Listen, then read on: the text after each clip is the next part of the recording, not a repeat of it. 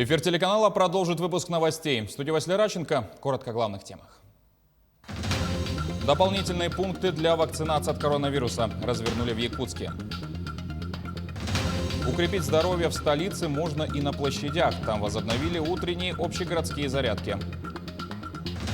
Культуру нашего региона на Евровидении представила не только бэк-вокалистка Манижи, но и часть наряда исполнительницы.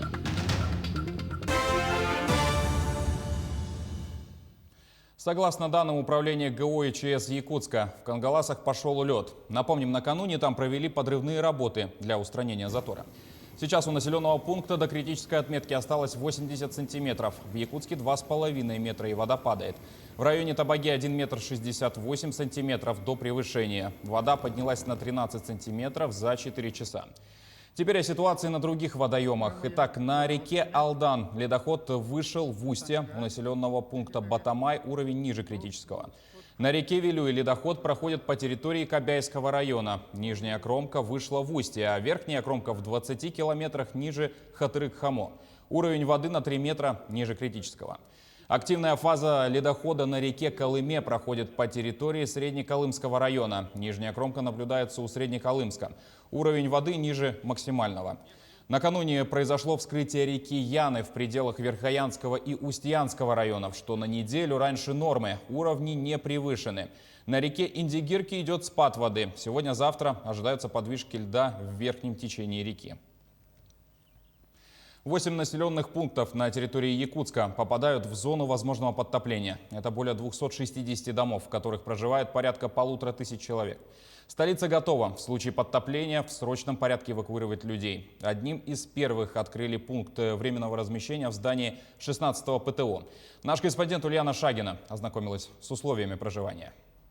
В обычное время учебное заведение, но в случае чрезвычайной ситуации пункт временного размещения. Здание Якутского промышленного техникума, в народе ПТУ-16, ежегодно во время паводка готово встретить пострадавших от большой воды. Здесь одновременно могут быть размещены до 200 человек. Комната матери, ребенка, раскладушка. Основное размещение людей готовят в спортивном зале. Пока здесь только 5 раскладушек, но в случае большего количества людей всегда готовы из общежития привезти дополнительные кровати. Здесь не только обогреют, но и вкусно накормят. Как только поступают люди, начинается питание, все включается. Будут выдаваться талоны, по которым они будут питаться. Обязательным является медицинский пункт. Он при входе в здание. Дежурные врачи готовы в круглосуточном режиме оказывать первую медицинскую помощь. Мы всех их осматриваем. И потом все, кто разворачивается комната матери ребенка, если там все нормально, мы всех разворачиваем по тем кабинетам, где они разложены. В связи с пандемией с прошлого года дополнительно готовят изоляторы. Здесь размещают тех, у кого будут обнаружены признаки общего недомогания и ОРВИ. В случае подтверждения ковид их в срочном порядке госпитализируют в больницу. И сразу будем на месте брать мазки на ПЦР, и наша лаборатория их будет делать в быстром темпе, чтобы мы знали. И до приезда скорой помощи они будут находиться изолированно.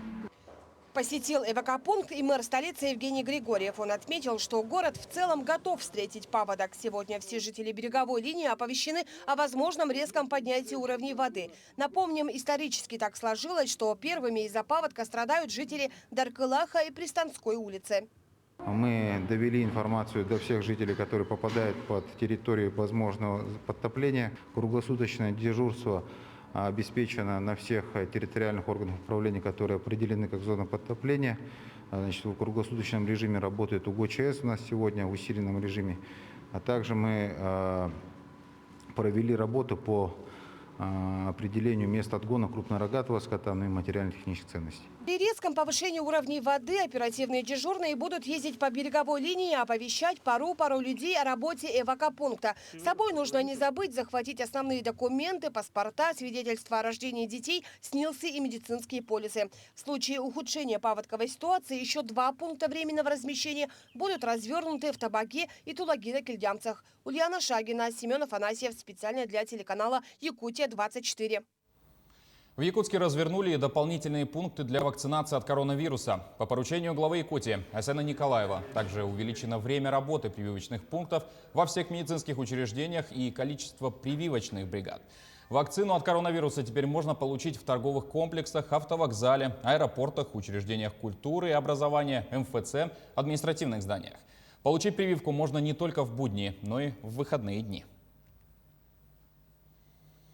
Также Айсен Николаев провел рассмотрение исполнения национальных проектов. Плановые средства на их реализацию в этом году в регионе предусмотрены в размере почти 45,5 миллиардов рублей. В том числе свыше 7 миллиардов из бюджета Якутии, около 600 миллионов деньги муниципалитетов, свыше 5,5 миллиардов рублей в небюджетные средства. Остальные 32 миллиарда выделены из федерального центра. На текущий момент работа по реализации национальных проектов в регионе идет разными темпами. По ряду проектов есть отставание по срокам и объемам. Глава подчеркнул, что необходимо в первую очередь обратить внимание на риски неисполнения плановых показателей и выработать план действий по их устранению. Командующий войсками ВВО генерал-полковник Геннадий Житко ознакомился с ходом работ по кадетской школе в Якутске. Он отметил, что на центр «Авангард» будет сделан особый акцент и упор среди субъектов Дальнего Востока.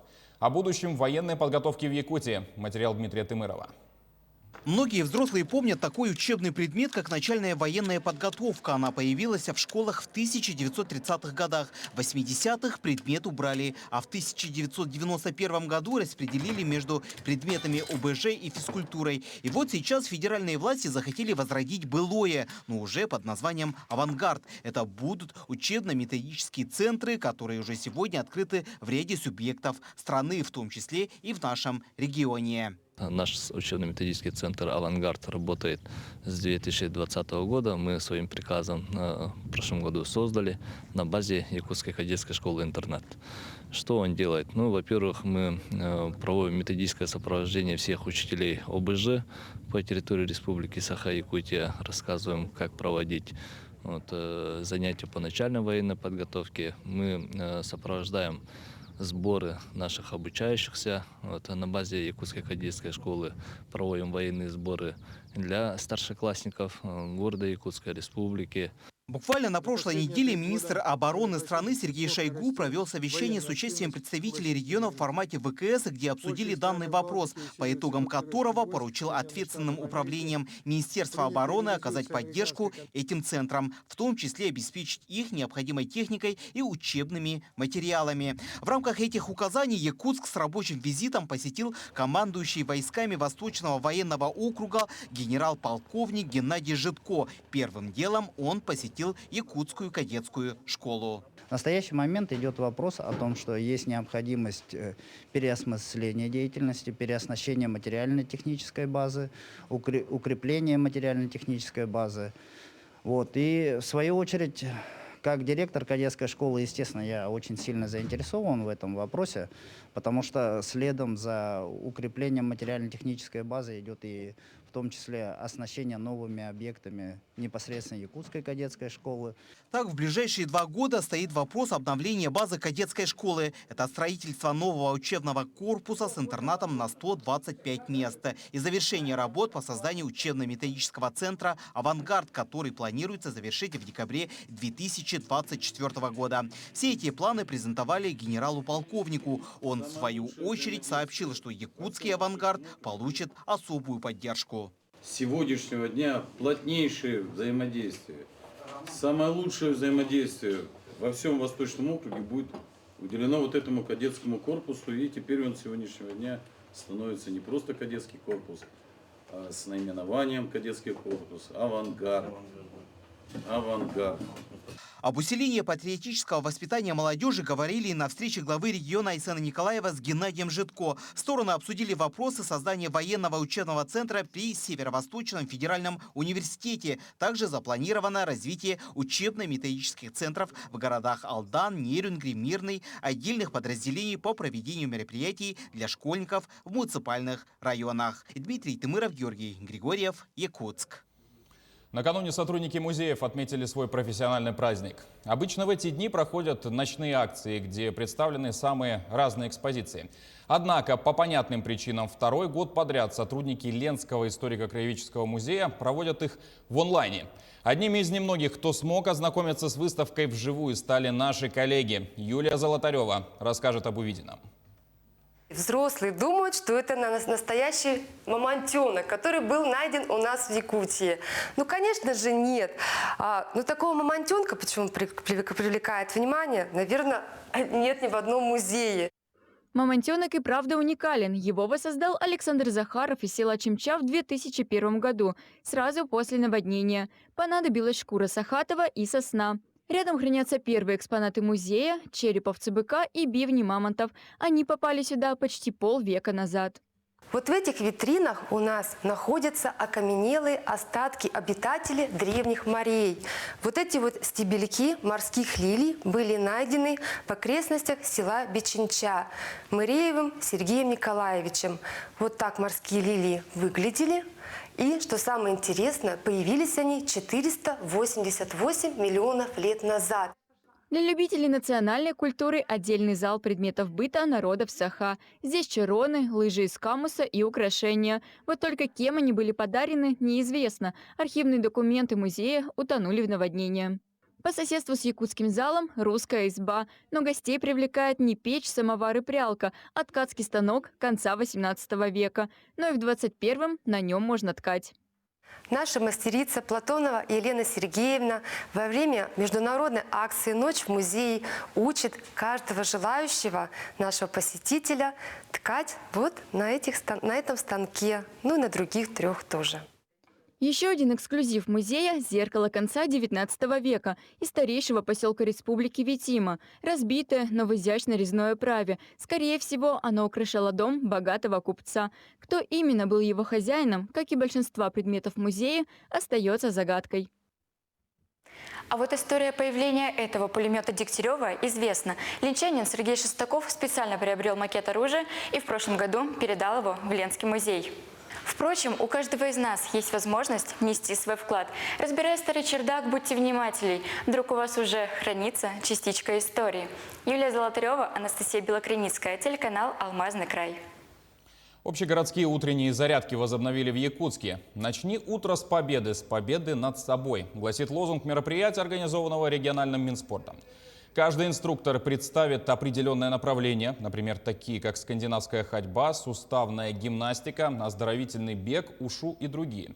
Первая зарядка будет проходить в 6:30 утра по местному времени на площади Дружбы народов. В 7:00 тренировки стартуют на площадях Ленина, Орджоникидзе, Победы, в парке культуры и отдыха, а также на стадионе Туймада и на площадке возле торгового центра «Меркурий». На площади Дружбы занимаются суставной гимнастикой. Она основана в основном на китайских упражнениях типа сигун, ушу, тази. Вот эти упражнения. Из них мы взяли основные упражнения, которые нам нравятся. Может прийти с любой с нуля. Тут ко мне приходят разные люди. Есть и спортсмены, есть и люди в возрасте, есть даже бабушка, у которой 82 года. Тут, ну, как бы универсальные упражнения. Можно свою нагрузку под себя сделать. Манижа вышла в финал Евровидения 2021. Девушка выступила по 3-м номерам со своей конкурсной песней «Russian Woman». На бэк-вокале с Манижей спела якутская певица Юлина. Перед зрителями конкурсантка от России появилась в ярком костюме, сшитом из тканей, присланных женщинами разных национальностей со всей страны. Из Якутии для наряда артистки отправили небольшое панно с обережными рисунками. В финал, который состоится 22 мая в Роттердаме, пройдут по 10 участников из 2 полуфиналов, а также конкурсанты от Великобритании, Испании, Германии, Италии, Франции и Нидерландов.